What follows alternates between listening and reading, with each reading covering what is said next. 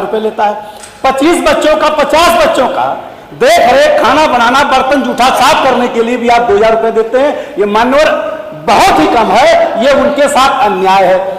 दूसरा मान्यवर मैं कहना चाहूंगा कि यही आंगनबाड़ी सहायिका और आंगनबाड़ी कार्यकर्त्री की बात भी हमने की है, जिनकी संख्या आपने बताई है कि 1,63,000 है और आंगनबाड़ी सहायिका 1,38,000 है। मान्यवर आप सहायिका को, जो आंगनबाड़ी सहायिका है उसे आप 3,000 दे रहे हैं, कार्यकर्त्री को 6,000 दे रहे हैं, और जो मिनी आंगनबाड़ी है उन्हें भी आप 2,250 दे रहे हैं और मिनी आंगनबाड़ी कार्यकर्त्री को आप 4,500 दे रहे हैं। मान्यवर ये जो कार्यकर्त्री है ये शिक्षा का काम करती हैं, बच्चों को पढ़ाने लिखाने का काम करती हैं, उनको देखने काम करती हैं, और जो सहायिका है साफ सफाई का भी काम कर देती हैं। एक तरफ से उसी समान कार्य के लिए जो शिक्षक हैं उन्हें आप 60,000 दे रहे हैं और इन्हें 6,000 भी देने में आपको मुश्किल आ रही है।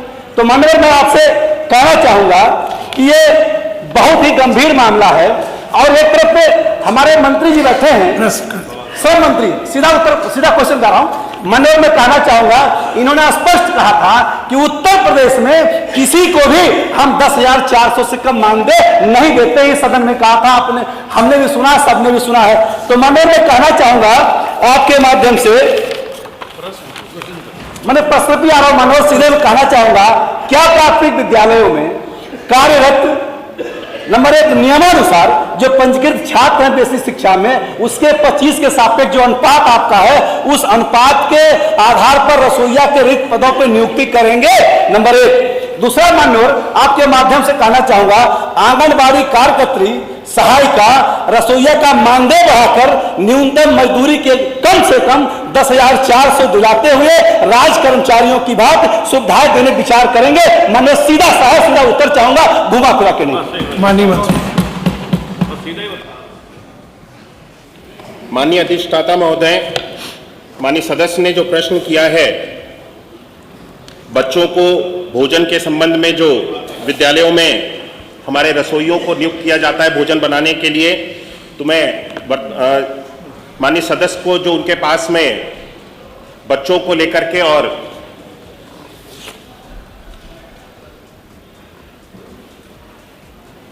रसोइयों को लेकर के जो माननीय सदस्य पे आंकड़े हैं, हमारे पास में वर्तमान में लगभग 1,56,00,000 बच्चे अभी इस सत्र में हमारे पास में हमारे परिषद विद्यालयों में हैं।